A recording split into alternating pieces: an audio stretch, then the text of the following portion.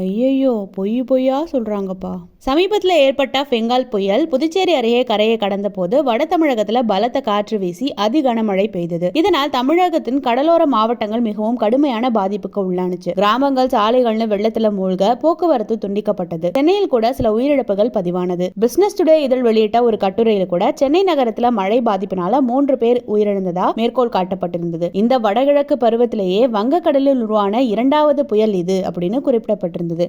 இப்படி இருக்க சுமார் 12 வினாடி கொண்ட ஒரு காணொலி காட்சி ஒன்று ஒரு குரல் பதிவோடு சமூக வலைதளத்துல பரவிட்டு வந்தது. அதுல என்ன சொல்லப்பட்டிருந்ததுன்னா, கடற்கரையில ஒரு புயல் உருவாகுவது போன்ற காட்சிகளை பதிவிட்டு தமிழ்நாட்டின் குலசை கடற்கரையில் புயல் வீசும் காட்சிகள் அப்படின்னு அந்த காணொலி பரப்பப்பட்டது. அந்த காணொலியோட உண்மைத்தன்மை பற்றி ஆய்வு செய்யும் போது இந்த தகவல் தவறானதுன்னு தெரிய வந்தது. மேலும் இந்த காணொலியில் காணப்படும் அந்த புயல் காட்சி சமீபத்துல நடந்தது அல்ல, அது தமிழ்நாட்டுல நடந்தது மட்டும் இல்ல, அதற்கு இந்தியாவுடனே தொடர்பில்லை அப்படின்னும் அந்த ஆய்வு மூலமா தெரிய வந்தது. இந்த புயல் உருவான காட்சி உண்மையிலேயே சைப்ரஸ்ல உள்ள ஐயானாபா அப்படிங்கிற ஒரு கடற்கரையில எடுக்கப்பட்டதுன்னு தெரிய வந்தது. மேலும் இந்த காணொலியோட மூலம் எங்க இருக்கு அப்படின்னு பார்க்கும்போது இந்த காணொலி காட்சியை images.com அப்படிங்கிற இணையதளத்துல அக்டோபர் 18, 2020 பதிவிட்டிருக்காங்க.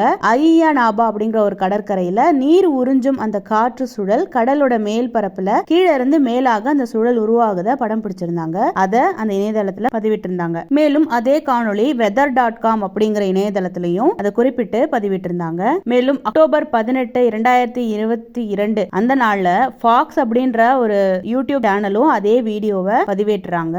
யுஎஸ் டுடே ஊடகம் கூட அக்டோபர் 21, 2022 இந்த காணொலி காட்சியை சைப்ரஸ் கடற்கரையை நோக்கி நீரோடு காற்றும் சுழலும் பிரமிப்பான காட்சி அப்படிங்கிற ஒரு தலைப்புல ஒரு கட்டுரையாக வெளியிட்டிருந்தாங்க. மேலும் இந்த சுழல் உருவான போது அதனால் யாருக்கும் எந்த காயமும் ஏற்படல அப்படின்னு சொல்லி இதனால் சில இருக்கைகள் மட்டும் அந்த பகுதியில சேதம் அடைஞ்சதா குறிப்பிட்டு அந்த செய்தியில தெரிவிச்சிருந்தாங்க. எனவே இந்த காணொலியில பதிவிட்டிருந்த செய்தி தவறானதுன்னு இந்த ஆய்வு மூலமா தெரிய வந்தது. இந்த காணொலி தமிழ்நாட்டோடைய தொடர்புடையது கிடையாது. எங்களது உண்மை கண்டறிதலில் ஒரு பகுதியாக இந்த காணொலி உண்மையிலே சைப்ரஸ்ல உள்ள ஐயானாபா கடற்கரையில எடுக்கப்பட்டது அப்படிங்கிறது தெரிய வந்திருக்கு.